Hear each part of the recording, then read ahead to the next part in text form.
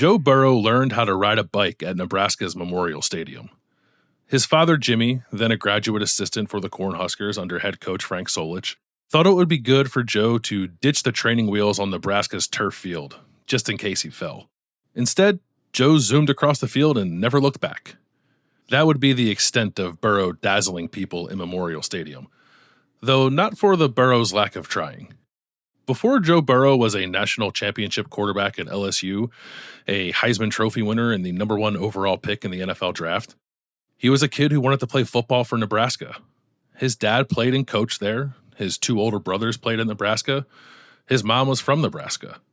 Even when Joe was in high school 4 states away, on his way to becoming Ohio's Mr. Football during his senior season, Nebraska was the goal.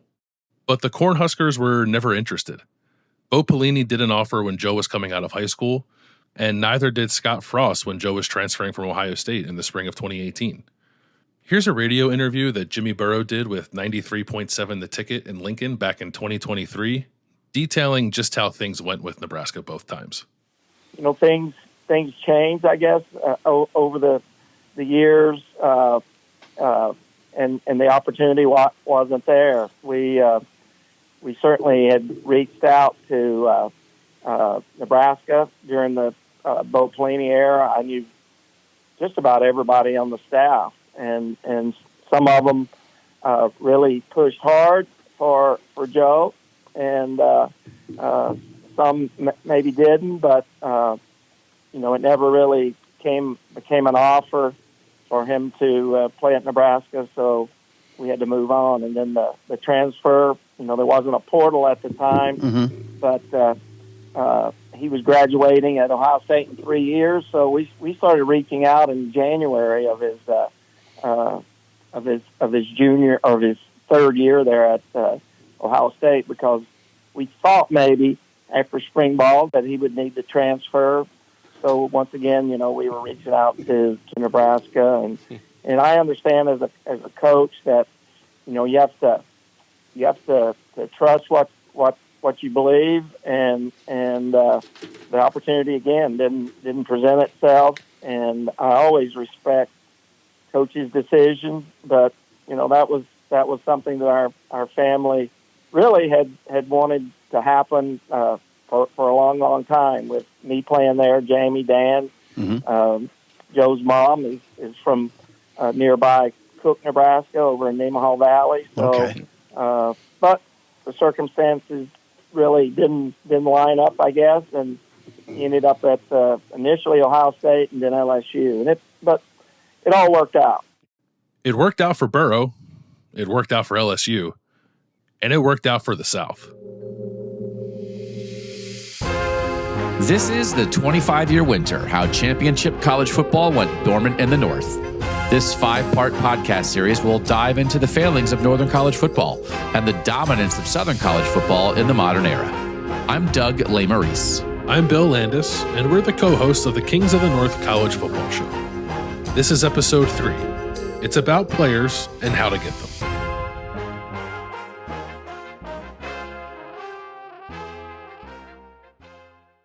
"14 players were selected out of LSU in the NFL draft immediately following that national championship season. 8 of them were from Louisiana, 2 from Mississippi, 1 each from Texas, Tennessee, and Georgia, and then the quarterback from Ohio.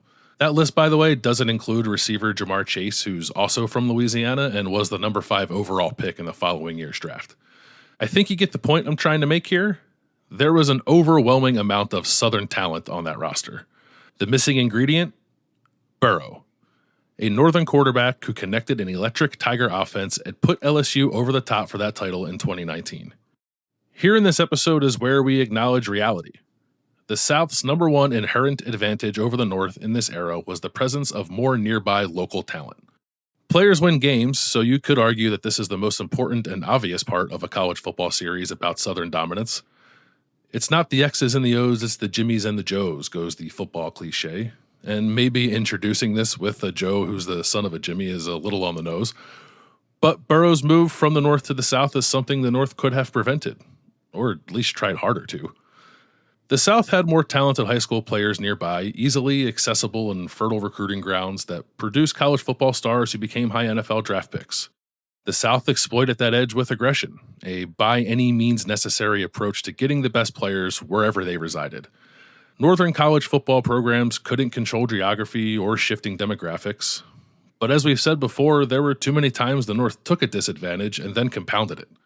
Allowing Burrow to escape the North and serve as the missing piece to another Southern national champion is just one example. LSU put together top 10 recruiting classes in 2016 and 2017, and then Chase, a 5-star talent, was the gem of the 2018 class. The Tigers were building to something big, with elite backyard talent. The 2019 Tigers had 27 players take at least 250 snaps. 25 of those players were from the South, including 14 from Louisiana and 5 from Texas. They also had a defensive tackle from Hawaii and a quarterback built by the North who made it all possible. For all of the outstanding players from the South during this 25-year period of championship dominance that we've been referencing, you could argue that Burrow had the best season of any of them while leading LSU to an unbeaten national championship. He might be the most influential college football transfer ever. And even as transfers continue to be more commonplace, his impact will be difficult to top. So how did the North let him get away? How did the North gift wrap a championship caliber quarterback for an SEC team that was one piece away from winning it all?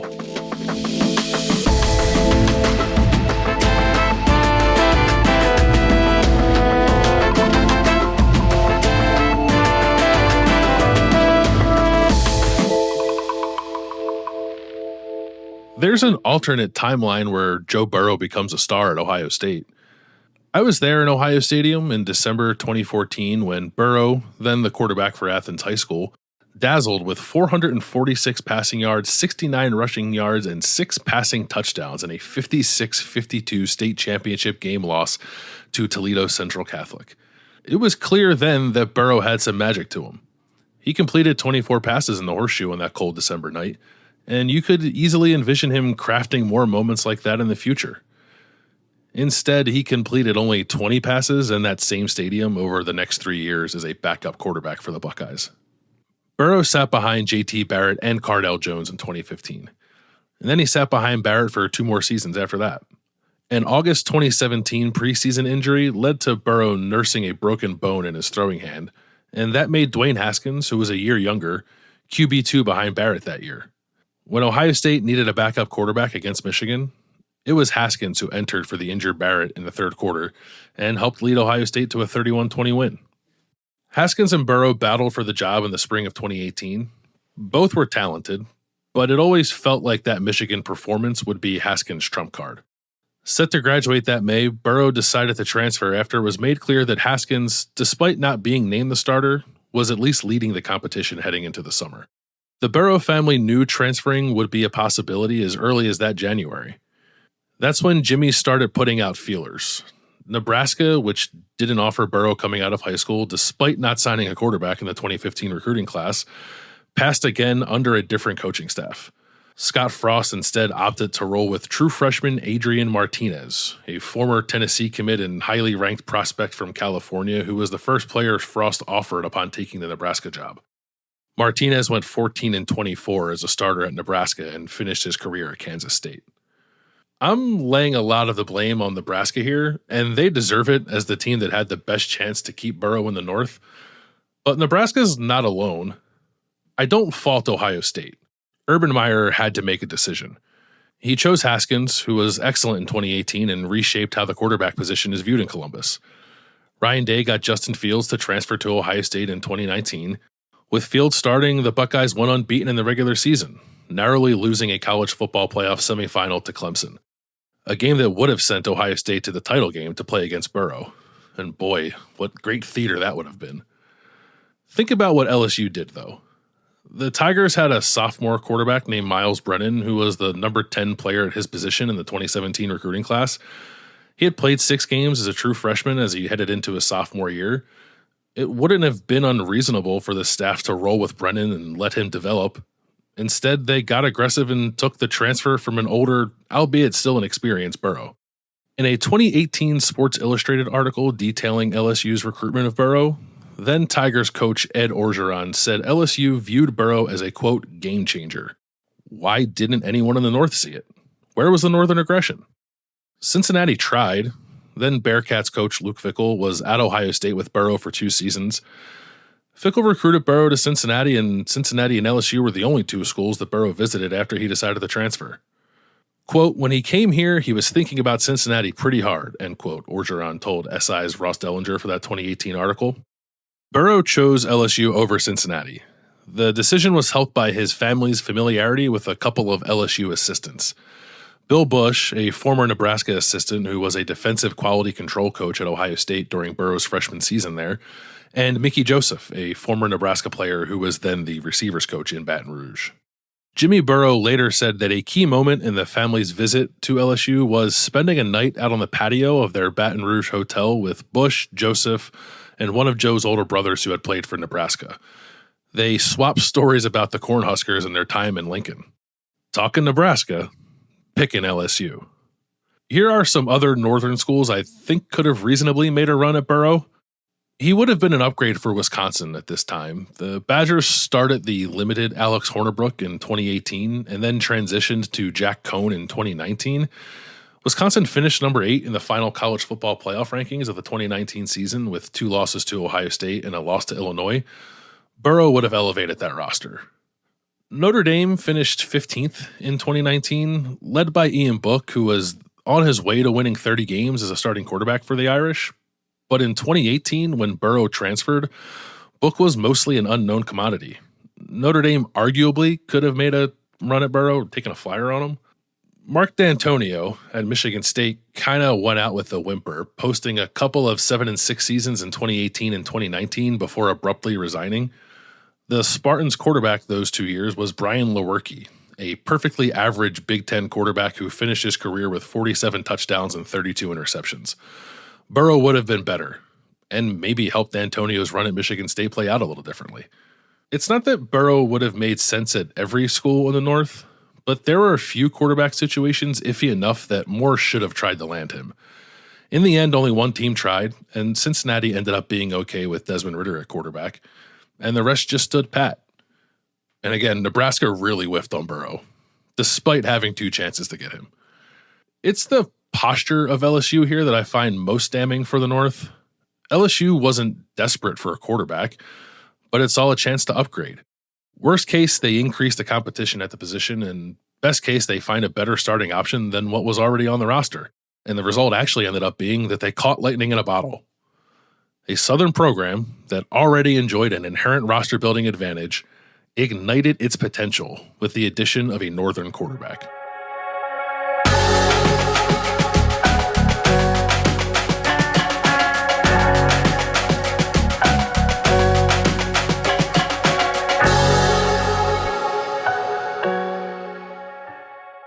Can I tell you the 2 athletes I think of when you mention Joe Burrow? Please do. First, he loved Cleveland Cavaliers guard Matthew Dellavedova. He had one of those big head caricature t-shirts of him. That's a try-hard role player on the LeBron James Cavs. So I enjoyed asking Burrow about Delly. And I think I subconsciously started thinking of Burrow like that. Second, I have a vivid memory of being at an Ohio State practice and telling someone, maybe you, that Burrow stood like Tom Brady. Not played like him, but stood like him. Turned out, Burrow was much closer to an NFL superstar quarterback than a backup NBA point guard. But still, nobody could have imagined in 2018 what Burrow would become a year later. It's not like Burrow lit up college football his first season at LSU. He didn't, and for whatever it's worth, he was a pretty good basketball player in high school, so maybe you weren't too far off with the Delly comparisons. I want to ask you this. Like, I know this was happening at the time where you were yet to become a certified sword-swinging, staunch defender of Northern ball, but when Burrow went to LSU, you thought it was crazy, right? Yeah, putting your career in the hands of Ed Orgeron, who had a career losing record as a head coach, was wild to me. LSU had been fine during a 9-4 season in 2017, but they just gotten rid of offensive coordinator Matt Canada, and the quarterback position there had been a mess for 4 years. I thought going 2 hours down the road from Columbus to play for a coach he knew in Luke Fickell made a lot more sense. I thought Burrow was good, and I was worried he was going to wind up bogged down in a Cajun swamp of mediocrity and never be heard from again. Cajun swamp of mediocrity. Great call, by the way. Yeah. Yeah. No, not the first time I whiffed on something like that. You weren't alone, I don't think, in the sentiment at the time either. And I'm not trying to do revisionist history here. My aim is not to excoriate you or anyone in the North for not realizing that Burrow was going to become the best quarterback in college football. I think that's excusable. But I also don't view the situation at LSU, which had an exciting quarterback at the time, like a young player who I think was maybe ready to go, as a situation where they were so desperate for a quarterback that they would have taken anyone. LSU saw something in Burrow that most other teams in the North didn't bother to see. And I get at this point, we weren't quite at the place in college football where everyone is just looking for roster upgrades via the transfer portal, sort of roster chemistry be damned. But I do find this episode with Burrow a bit emblematic of a Northern disposition toward roster building that held it back as it tried to keep pace with the South. And now we'll get into how that disposition, along with geographical realities, combined to set the North back. But first, we're going to talk a little hockey. Wait, talk a little what?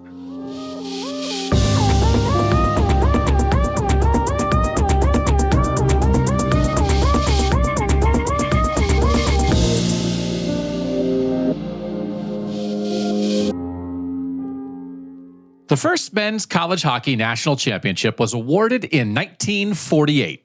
77 champions have been crowned in the sport. You want to guess how many are from the South? 3. None. You think 2 Northern college football national titles in 25 years is bad? How about 0 for 77 for the Hockey South? Where's the podcast on that? It sounds like we're doing it right now. Yeah, we are. Or not really. But guess what? Geography and climate, which influence the local sports culture, those things do matter. Especially in college, where your talent picks the schools instead of the schools picking the talent like in the pros. Colleges don't draft their players. Imagine Mississippi State with the first pick of the college hockey draft and plucking some poor kid from Manitoba to go sweat his skates off in Starkville. Anyway, the North dominates hockey. 64 colleges play Division I men's hockey, and only 2 are from what we'd consider schools in the South, Arizona State and Tennessee State. Meanwhile, the University of Denver has 10 national titles. Michigan has 9. North Dakota 8, Wisconsin 6, and Boston College, Boston University, and Minnesota 5 each. And congrats, by the way, to Western Michigan for winning its first title in 2025. Where's the podcast on that? Sorry. Cold weather hockey culture obviously leads to Northern domination there. Now let's look at it the other way, to be fair. College baseball national titles, 77 champions, just 11 from what we'd consider the North. 3 for Minnesota, 2 for Michigan, 1 each for Holy Cross, Ohio State, and Wichita State. And then the only Northern baseball title since 1990, 3 for Oregon State. Tip of the cap to legendary Beavers coach Pat Casey. Where's the podcast on that? All right, I'll stop. College softball national champs, only 2 of 42 from the North. Michigan in 05 and Washington in 09. Makes sense there's a Southern lean for those outdoor bat and ball sports. Major League Baseball teams don't go to spring training in Wisconsin. And that's the first point here in player acquisition. It's natural for teams in certain geographic areas to be good at certain sports, and for some regions to produce more players than other regions. More kids play the sport there, and then they stick around for college and succeed for local teams. It's normal and accepted. In football, that's the South, in part because they play year-round, even in the spring. Now, let's talk Wilt Chamberlain for a moment. The NBA, it's the National Basketball Association, used to have what it called a territorial draft. If there was a college player within 50 miles, a team could sacrifice its first-round pick and just take that guy. And the Philadelphia Warriors in the 1959 draft persuaded the NBA that the rule should apply to Chamberlain, who played college ball at Kansas but was a Philly high school legend. So the NBA said, yeah, that high school phenom, he's yours. In his 3rd season in Philadelphia, Chamberlain scored 100 points in a game and averaged 50 points and 25 rebounds. Locals help. The Cincinnati Royals, they got 2 college stars that way. Oscar Robertson from the University of Cincinnati and Jerry Lucas from Ohio State. The New York Knicks, they got Bill Bradley from Princeton. The Los Angeles Lakers plucked a couple guys from UCLA. And then in 1966, the NBA scrapped this idea. No more local edge. It was just the draft. The worst teams got the best players. Imagine that college football world. Worst teams draft the best players. With the first pick in the 2025 college football draft, the Kent State Golden Flashes select Jared Curtis, quarterback, Nashville, Tennessee. Instead, Curtis is committed to Georgia, which is an easy 300-mile drive down the road. Locals help. And that's the next point. College football is the only major American sport where local players matter this much. The pros draft, and college basketball has a roof, so weather doesn't impact development the same way. Now let's talk population briefly, because the country moved south and that affected college football. Time for a census check. For these purposes, the North is 30 states plus Washington, D.C. The South is 16 states, and I left out California, Nevada, Hawaii, and Alaska as border states. Looking at 30-year chunks, in 1960, the North had 107 million people, and the South had 55 million. Basically, the North was twice as big, about 52 million people ahead. In 1990, the North had 128 million, and the South jumped to 88 million. The North was now 40 million ahead. By 2020, the North had 155 million, and the South 132 million. The North edges down to 23 million people. Again, that's 52 million ahead to 23 million ahead. To get inside that, let's look at the populations of Ohio and Michigan over the years compared to Florida and Georgia. In 1960, Ohio and Michigan had 17.5 million people, and Florida and Georgia had 9 million. You're welcome, Woody Hayes. 1990, Ohio and Michigan, 20 million. Florida and Georgia, 19.4 million, basically even. 2020, Ohio and Michigan, 22 million. Florida and Georgia, 32 million. You're welcome, Kirby Smart. This, again, could be a separate podcast. But a third major point here is that the rise of Southern college football in the last quarter century is a reflection of the growth of the region in general. And while we're checking in on the population of the North and South back as far as 1960, there's the matter of who was allowed to play for those teams in those times. We won't pretend the North was across-the-board progressive when it came to the acceptance and recruitment of black players. But the North was ahead of the South, and that contributed to Northern football success into the 1970s. When they meet, Michigan and Northwestern play for the George Jewett Trophy. That's named for the first black football player in the Big Ten. He played at both schools in the 1890s. Iowa State plays in Jack Trice Stadium, named for the first black football player for the Cyclones, who played in 1923. In 1946, Penn State canceled a game at Miami because the Florida school wouldn't allow the Nittany Lions to bring their 2 black players, Wallace Triplett and Dennis Hoggard. Minnesota's most recent national title in 1960 was led by several black stars, including Sandy Stevens, the first black quarterback to win a national championship. And when Michigan State won national titles in 1965 and 1966, the champion Spartans included 20 black players on the roster, many from the South. As former MSU receiver Gene Washington told ESPN's Adam Rittenberg in 2013, all the Southern players, we were outcasts from our own states. We bonded at Michigan State because we all had similar stories. We could make a contribution. That was very important to us. Meanwhile, the SEC didn't integrate on the football field until 1967.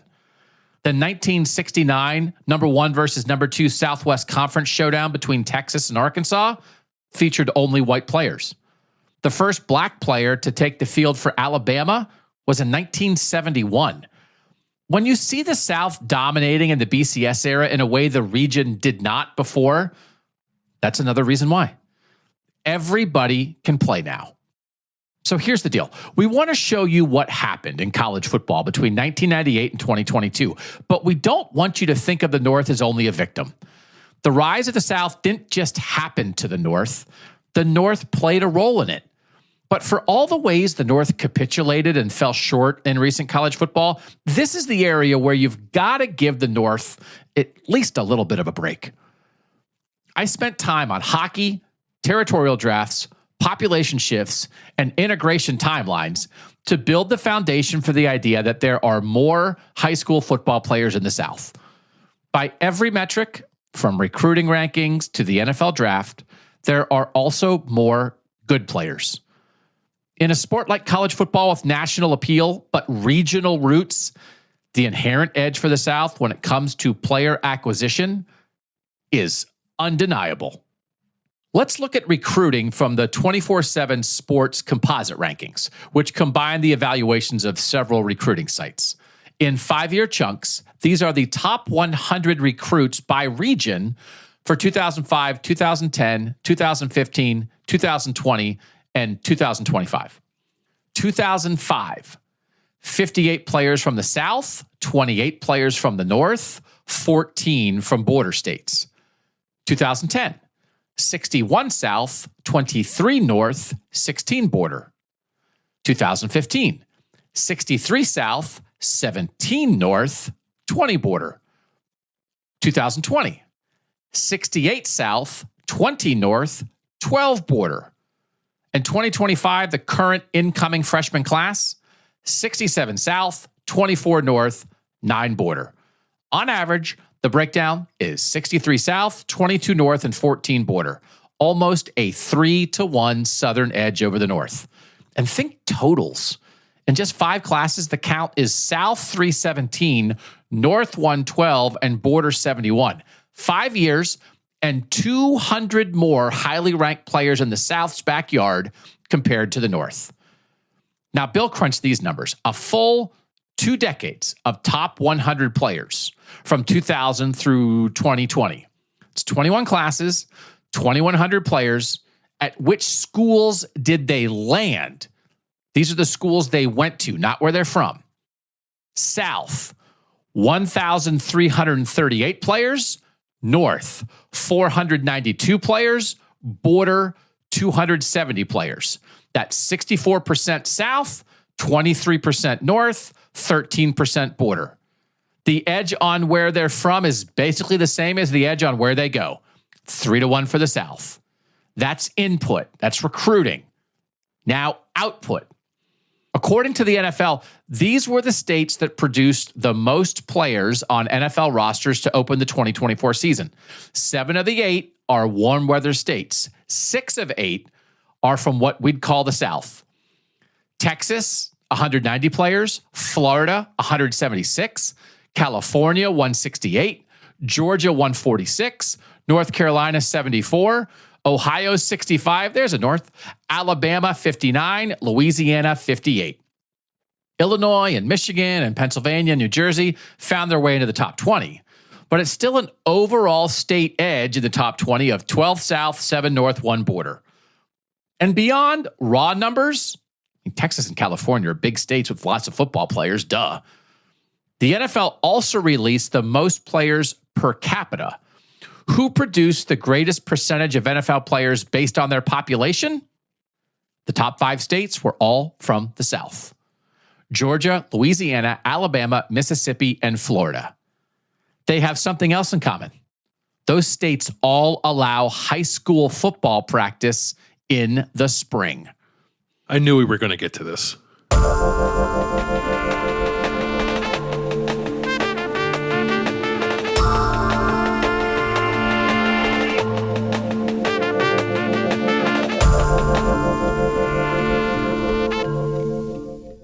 Typically rivals, the head coaches of Penn State and Pitt joined each other at a news conference in State College to support the idea of spring football practice for Pennsylvania high school football players. The head coaches were Joe Paterno and Dave Wanstead. The year was 2010. 15 years later, Pennsylvania still doesn't have spring high school football practice. Neither does Ohio or Oregon or Nebraska or West Virginia or Minnesota. Wisconsin and Connecticut and Illinois and a few northern states allow some early summer football activity. And even while discussing that recently, Wisconsin coach Luke Fickell was still advocating for spring football. When northern college football coaches do this, they typically cite skill development for high school players and the chance for more players to get noticed in recruiting by lower level college programs. Paterno 15 years ago said it wasn't about Penn State football, but was about, according to the Pocono Record, quote, a bunch of kids that are this close and with a little coaching, a little encouragement, a little pride in some things, they can do well and make a difference. But it's definitely also about major northern college football programs, right, Bill? We've explained how your backyard matters, how local talent is a college football building block. Northern coaches are watching the kids in their backyards run high school track and play baseball in the spring, while kids in the backyards of Ole Miss and Clemson and Tennessee and Florida State are hitting blocking sleds. Yeah, Urban Meyer started talking about this as soon as he got to Ohio State. He was accustomed to high school spring football in Florida, and it became a huge evaluation period for college coaches. Meyer didn't necessarily want full padded spring practices in Ohio, but he was interested in something. Ryan Day pushed for the same idea. And Ohio has since opened things up a bit, allowing some off-season 7-on-7 football and some practices in helmets and cleats. But then you look at the South. Texas high school football teams can have 18 practices in the spring. Florida allows 20 days of spring practice. Mississippi allows 15 practices over a 3-week period. Oklahoma, 10 practices over a 3-week period. In Georgia, you can have 10 spring practices and then a practice game against another school, or a jamboree where you play a half against a couple's teams. Is spring football good? Is it bad? Northern opponents of spring football are reasonably worried about burning out players, about turning multi-sport athletes into single-sport football players, and about the injury risk of more practice. So we can debate the merits of it, but there's no doubt there's a geographic and cultural difference at play. I checked with the National Federation of State High School Associations, and they don't track spring football since it's not a sanctioned sport. But in looking at a lot of state high school bylaws, spring football is just normal in the South, and it's not in the North. And that has to have some effect on player development. It's why northern college football coaches keep talking about it. Not only are there more players in the South, extra practices might get them more prepared for college and might create more players worthy of that major scholarship offer. This will remain a demographic and cultural uphill battle for the North. So at the very least, the North has to lock down the best guys in their backyard.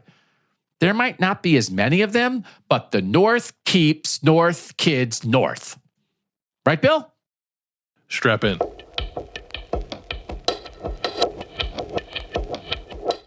There was a brazenness to the way the South recruited in this era that went largely unchecked. I'm not even necessarily talking about skirting the rules or outright ignoring them, though that certainly happened. Maybe aggressiveness is a better word. Put another way, it didn't matter if you were in their backyard or thousands of miles away. If you were one of the top high school football players in the country, the South was coming after you. In our time period, the North started leaking when it came to producing elite players. From 2000 to 2010, the average number of top 100 prospects from the North was 27. Then from 2011 to 2020, the average number of top 100 prospects from the North dropped to 19.5. And then the North failed more often when it came to keeping their own best players at home. The North signed 72% of the top 100 national prospects from the North in the 9 recruiting classes from 2000 through 2008. Then from 2009 to 2013, the North signed only 60% of the top 100 national prospects from the North. The South crept north, and it didn't seem like the North responded in kind. That's how a stud defensive tackle from Northeast Philadelphia ended up playing college football in Gainesville, Florida. But before getting into specifics, let me pull back and tell you about the no good, very bad time the North had, specifically with the 2010 recruiting class. In that cycle, there were 7 5-star prospects from northern high schools, the kind of singular talents that can change the trajectory of programs. Of those 7 northern 5-stars, only 1 stayed north. William Golston, a standout defensive end from Detroit, committed to Michigan State early and then stuck with the Spartans despite overtures from programs like Alabama, Florida, and Tennessee to flip his commitment to the SEC. He was an outlier in a top-heavy Northern recruiting class that featured 7 of the top 18 players, but only 10 of the top 60, according to the 24/7 Sports composite rankings. Of those 10 in the top 60, only Golston and running back Rod Smith, an Ohio State signee ranked number 45 overall from Fort Wayne, Indiana, stayed north. Florida signed 2 of those Northern 5-stars, a pair of defensive tackles, Sharif Floyd from Philadelphia and Dominique Easley from Staten Island, New York. Jordan Hicks, a linebacker from Ohio, picked Texas. Sean Charles Henderson, an offensive tackle from Minnesota, picked USC before ultimately signing with Miami. Kyle Prater, a receiver from Illinois, picked USC. Owa Adigizua, a defensive lineman from Oregon, picked UCLA. In some of those decisions, the sentiment of the country's best high school football prospects toward the North and the South was revealed. Throughout his junior season at George Washington High School in Philadelphia, Sharif Floyd was primarily viewed as a regional prospect. His first offer was from Temple. His high school coach told the Philadelphia Inquirer early in Floyd's recruitment that he figured Floyd would end up at Temple, Rutgers, Boston College, maybe Penn State. Then Floyd was invited to the U.S. Army All-American Bowl scouting combine ahead of his senior season. And through various fundraising efforts, including the football team and the school's special education classes combining to bake and sell brownies twice a week, Floyd was sent to San Antonio, where he put college football recruiters on notice. Suddenly, the behemoth defensive lineman with a 3.0 GPA and a sub-5-second 40-yard dash was one of the top prospects in the country. At the Army All-American game following his senior season, Floyd picked Florida over runner-up Ohio State, a decision he said was close. The University of Florida for Sharif Floyd. A big pickup for Urban Meyer. You said you would surprise some people. Everybody thought it would be Ohio State. Why Florida? Well, it was a battle between Ohio State and Florida, and coming down to the end, I just picked the part where I knew I was going to be most comfortable and where I can spend the next not 4 but 40 years of my life. There you go. And Mike, I think his other finalists were South Carolina and North Carolina. Floyd had little interest in staying home, telling the Inquirer that he didn't give Penn State much consideration despite a strong recruiting push, because he had been in Pennsylvania for 18 years and, quote, I don't need to stay here, end quote. He also referred to Penn State as a, quote, linebacker school, despite the fact that Penn State had produced 6 first-round defensive linemen between the 2000 and 2010 NFL drafts. Over that same time span, Florida produced 3. Someone at Penn State didn't get their messaging right. There was some confusion around Florida at the time. Urban Meyer took a leave of absence after the 2009 season due to health reasons, spurring rumors that he might retire. During that moment of uncertainty, Floyd told people privately that he would switch his commitment to Ohio State before ultimately deciding to stick with Florida, whether Meyer was going to be there or not. Meyer did end up coaching one more season in Gainesville. There was also a weird episode during Floyd's recruitment that featured internet rumors of a comment Meyer allegedly made to Floyd about having a dream in which he was coaching Floyd from the sidelines, that the dream was a sign from God that he needed to keep coaching despite his health concerns, and that Meyer said to Floyd, quote, I guess if it's my time to die, I'd rather die on the sidelines coaching you than anywhere else in the world. Both Meyer and Floyd said that never happened. Floyd said he later traced the origin of the rumor to an Ohio State-focused recruiting website, but for some, the rumor fit the lore of the South doing whatever it takes to procure a signature. The uncertainty around Meyer's future at Florida seemed to have less impact on Easley, who had originally committed to Penn State in September of his senior year before flipping his commitment to Florida at the 2010 Under Armour All-American game. It was a good place, but it wasn't right for me, Easley told the Philadelphia Inquirer of his decision to decommit from Penn State. Easley's father described Penn State as a, quote, old-school program, something he liked as a former military member and law enforcement officer, but his son wanted a place where he could, quote, relax and let his hair down. Easley told ESPN's Tom Luginbill that he was leaning toward Oregon going into the Under Armour game, but that the time spent around the 9 other Florida commits that week pushed him toward the Gators. It was hard to ignore all that talent going to Gainesville.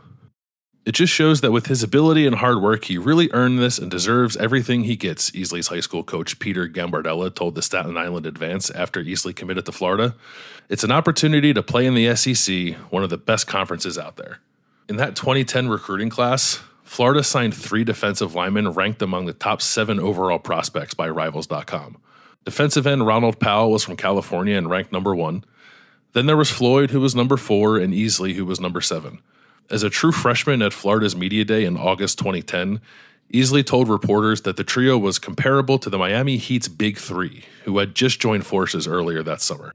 Quote, Powell is Chris Bosh, Sharif is Dwayne Wade, and I'm LeBron James, end quote, Easley said, saving the best player of that Heat trio for his own personal comparison. The Gator Big Three, all consensus top 6 overall prospects, not a single one of them from the South.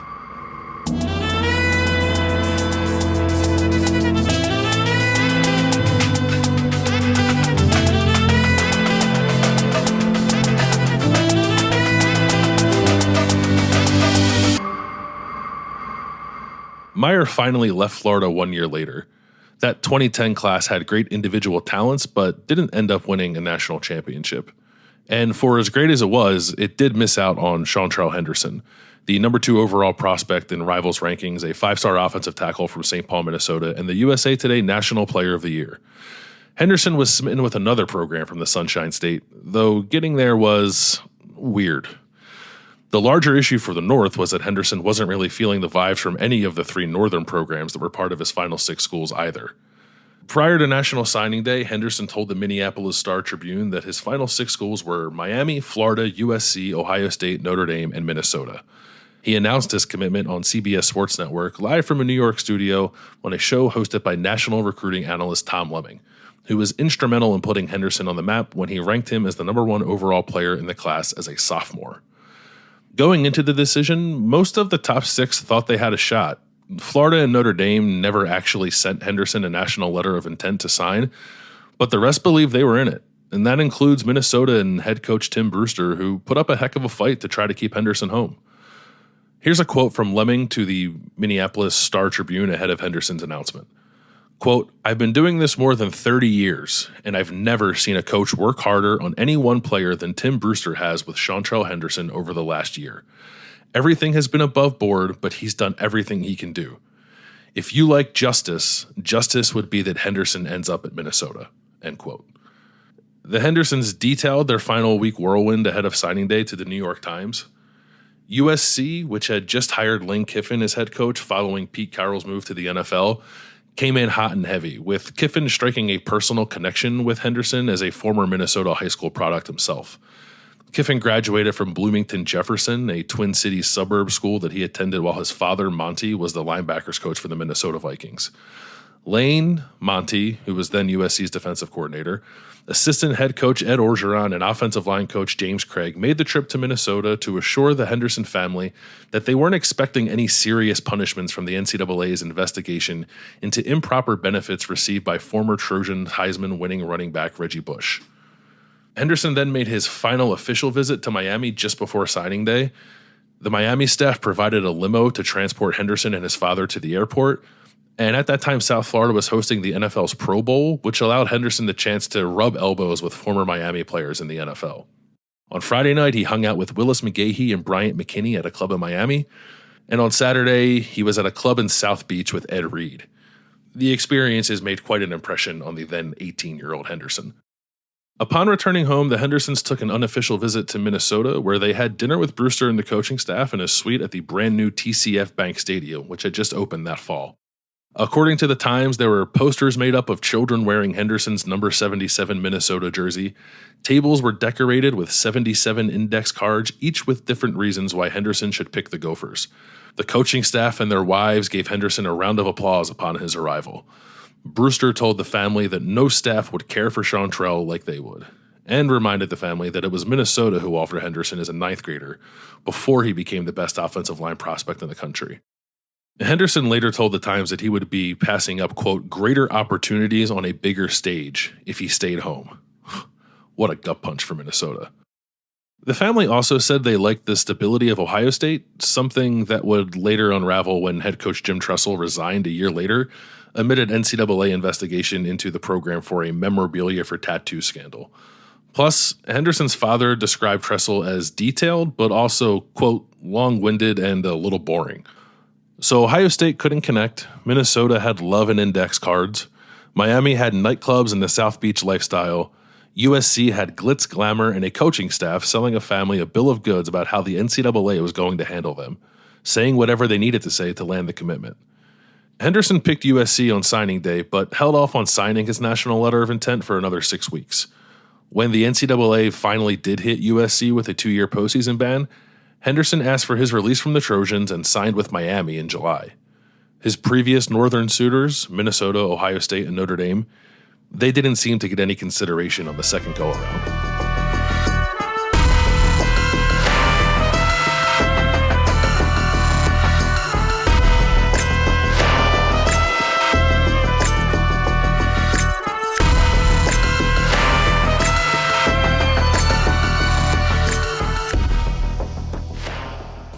I laid out some harrowing raw data for the North earlier in this episode. Yeah, and now I'm trying to put some faces to that data. And I don't want to pretend like all the aforementioned 5 stars all ended up being superstars. Floyd and Easley were very good for Florida. They were both first-round picks. Floyd was a first-team All-American. And Hicks was a second-team All-American at Texas who became a third-round pick. Henderson actually had a checkered career, I would say, at Miami. He was awesome as a freshman, but then he had some injuries and off-field issues, including a couple of suspensions for marijuana, and he ended up being a 7th-round pick. Prater spent 2 years at USC, and then he transferred to Northwestern and had basically one okay college season. Odigizua was pretty good. He was a second-team all-conference player at UCLA and a 3rd-round pick. All right, so recruiting's not an exact science. No, if it was an exact science, coaches would be fired less frequently. But yeah, it's fair to point out that recruiting rankings aren't gospel, but that doesn't change the fact that the South was taking some serious firepower from the North. So, can you give me some other names? Sure. The 2013 class wasn't great for the North either. There were 9 5-star prospects in the North that year, and only 3 of them stayed in the North. Those heading south included Illinois native Laquan Treadwell, who chose Ole Miss. He was part of that class with Robert Kendiche and Larry Tunsil that was allegedly assembled by, let's say, unscrupulous means. They cheated. You said it, not me, but you're right. Plus, hold that thought until episode 4. They vacated a ton of wins from the time period because of NCAA sanctions. And does the phrase unconstrained culture of booster involvement in football recruiting mean anything to you? Come on. You know the folks are waiting for the cheating talk. Anyway, is there more? Yeah, let me run through some others from this time period we've been talking about. Florida defensive end Derek Harvey. He was the MVP of the BCS title game against Ohio State. He's from Maryland. Florida State All-American safety, Rhodes Scholar, and neurosurgeon Myron Rolle. He's from New Jersey. 2-time national champ and consensus All-American Alabama offensive tackle Cyrus Kawanjo is also from Maryland. LSU All-American center Ethan Posick is from Illinois. 2-time All-American and 2-time Clemson national champion defensive lineman Christian Wilkins is from Connecticut.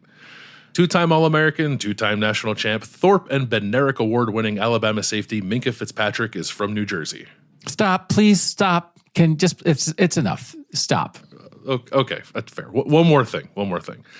The North had the number 1 overall recruit in the country 4 times from 2000 to 2022, and the only one who stayed North was defensive tackle Rashawn Gary, who signed with Michigan out of New Jersey in 2016.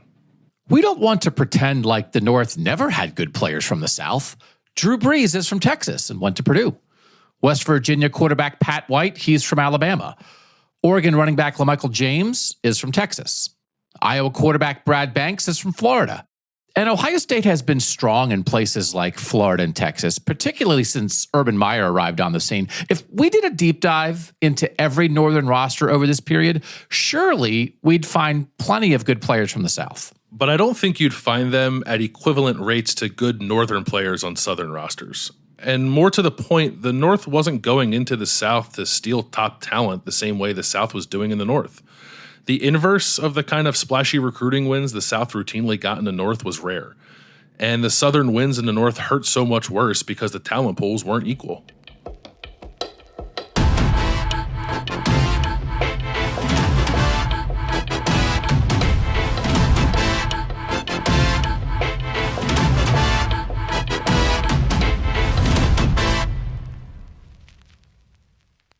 Is there anything else you want to say about this? It's all starting to get a bit nauseating. Truth hurts, brother.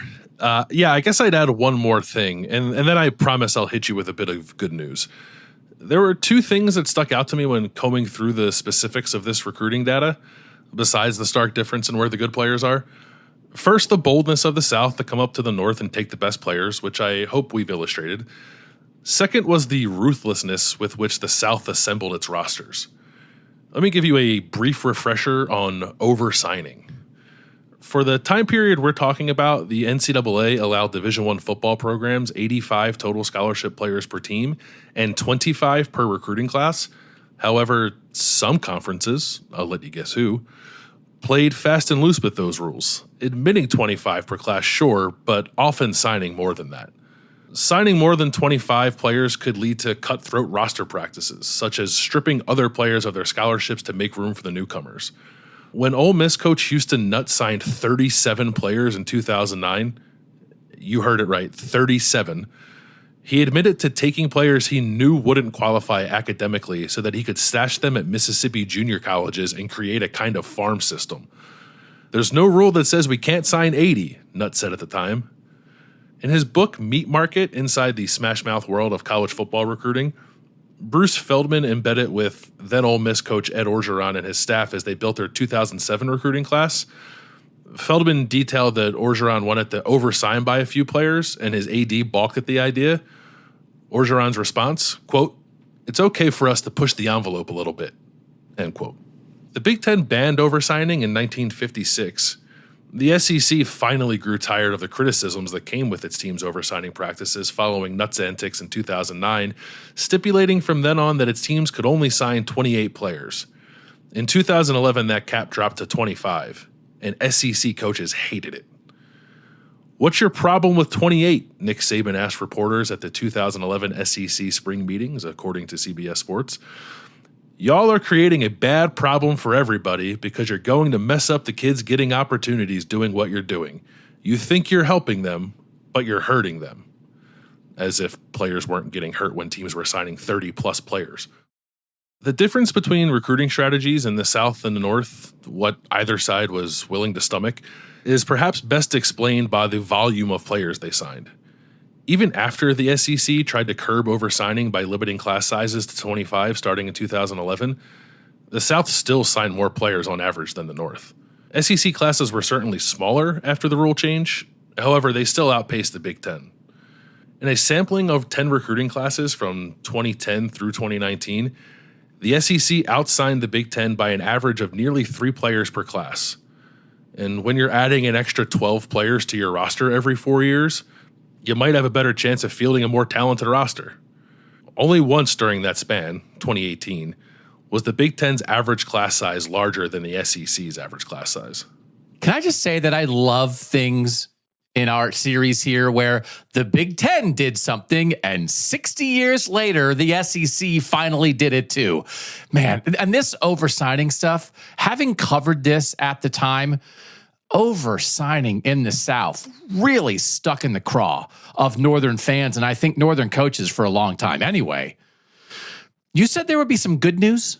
Yeah, I think this is good news. It seems like maybe this is changing in a pretty significant way. And what I mean by that is mostly the North keeping its best players, which is no doubt an impact of the advent of name, image, and likeness on recruiting decisions. The North can now pay players to come to their schools and not feel like they're breaking the rules when they do it. So let's take a look at the 2025 recruiting class that just signed.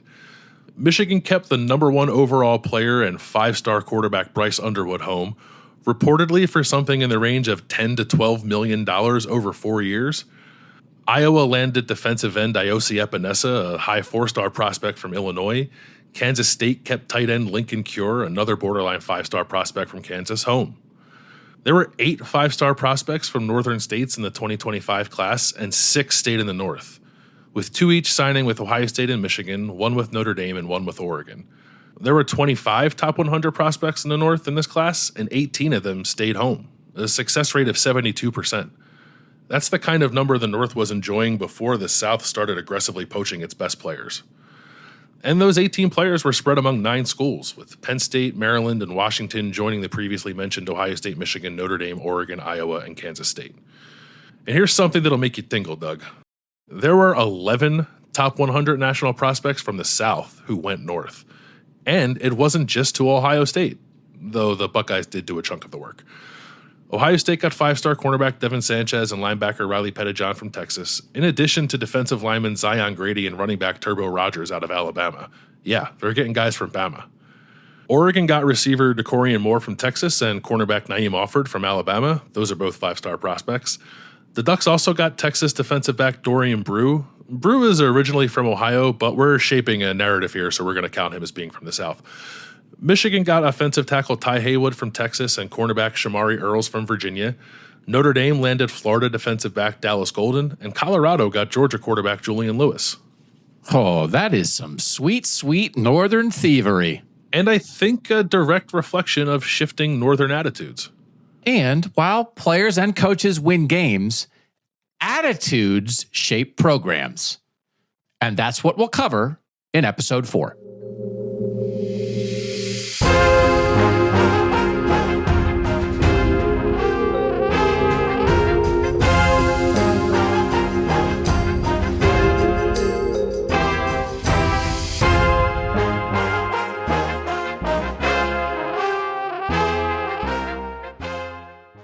The 25-Year Winter, How Championship College Football Went Dormant in the North, is written and researched by Doug Lesmerises and me, Bill Landis. Michael Henahan is our producer and composer. Ryan Nanny and Stephen Godfrey are our executive producers. To catch our daily college football show, search for Kings of the North College Football on YouTube.